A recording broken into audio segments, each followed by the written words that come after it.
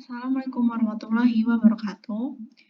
My name is Audia Puspita. Today I will explain about citation. The first is definition of citation.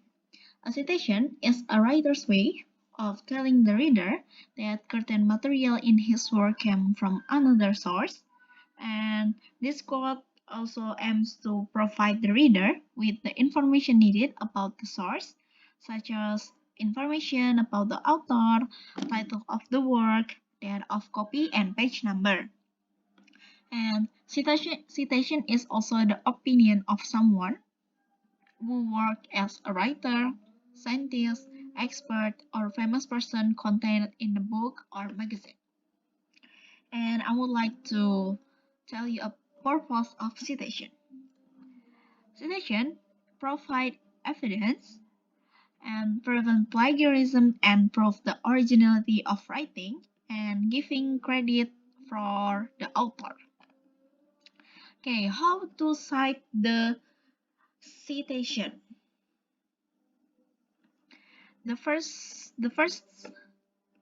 way is quoting. Quoting must be identical to the original using a small section of the source. Quotes match the source document word for word and must be attributed to the original author. When quoting, the relevant page numbers must be given. If less than 40 words, quotations should be incorporated into the text of your essay or assignment and enclosed within quotation marks. Use a single quotation mark to indicate previously quoted material within your question. For example, she said the placebo effect disappeared when behaviors were studied in this manner. Mile 19 and 93, page 276, but she did not clarify which behaviors were studied. Mile found that the placebo effect, which had been verified in previous studies, disappeared when behaviors were studied in this manner. In page 276. Okay. The second way is paraphrasing and summarizing. Both paraphrasing and summarizing involve putting information from source material into your own words. When paraphrasing, do not add your own opinion or use the original wording. The purpose of paraphrasing is to express the ideas of others in your own words. Paraphrased material may be shorter than the original passage, taking a larger section of the source and condensing it slightly. When paraphrasing, you must cite the original source. Page numbers should be given to assist in locating the relevant passage within the source material, unless you are referring to the ideas of a whole work in general. And summarizing also involves putting the main ideas into your own words, which include the main points only.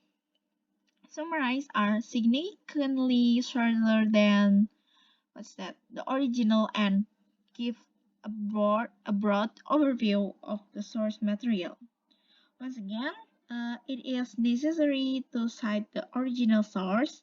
You are encouraged to include page or chapter numbers when summarizing, particularly if it will help your reader to look at the relevant passage within a longer work.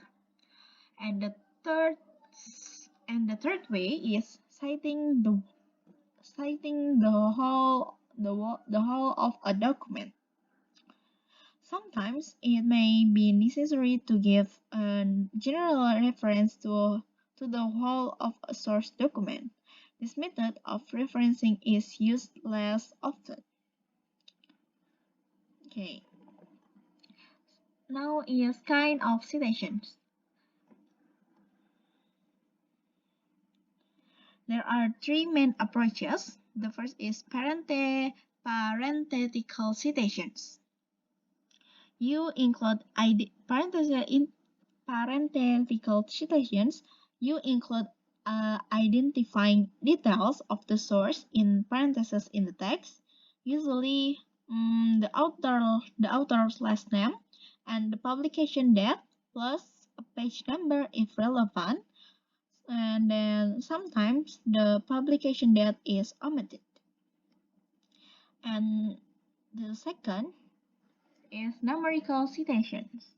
You should include a number in brackets and brackets are in superscript, which corresponds to an entry in your numbered reference list.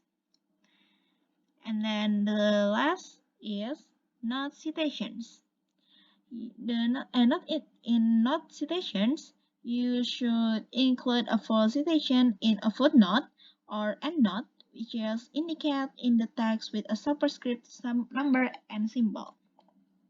Okay, maybe that's all the explaining about